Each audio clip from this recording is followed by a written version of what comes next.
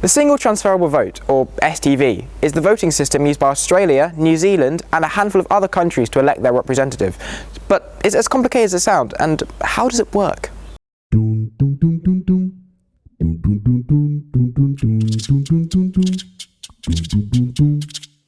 STV is a bit more complex than the other voting systems. Let's use a few examples to see how it works. In our fictitious example, there's an election in the UK. 5 years ago, in the last election, first past the post was used to vote people in. However, the larger parties with enough support in all of our constituencies were getting all of the seats, compared to the vote share they were getting in comparison to the smaller parties.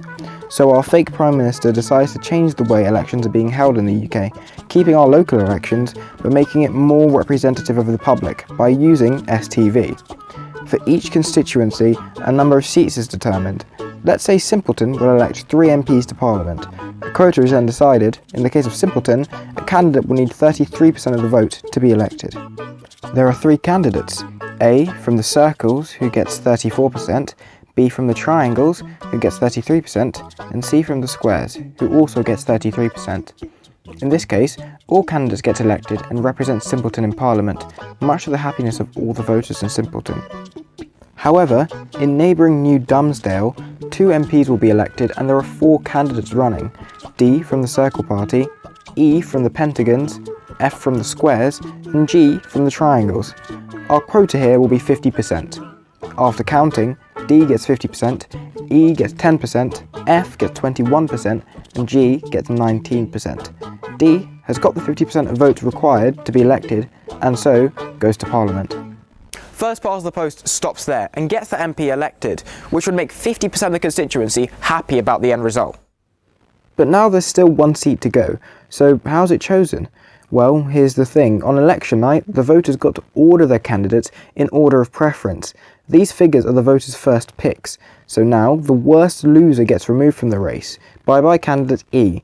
The ballot papers of those who voted E allows us to see who they'd vote for if E wasn't in the race.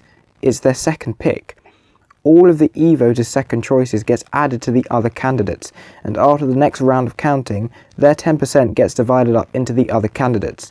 Now it's F on 27% and G on 23%. Problem number 2. Still no other candidate has hit the 50%, so the last few steps are repeated. Eliminate the worst loser, transfer votes into the other parties. All of G's votes goes to F, giving F the 50% they need to be elected. After all the counting, D and F are elected.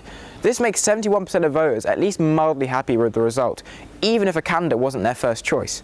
This is the selling point for STV. It represents more people both locally and nationally because it allows for multiple MPs, and instead of the idea of picking them, ranking them, similar to the alternative vote. Another huge upside is the same party can have multiple candidates without splitting the vote.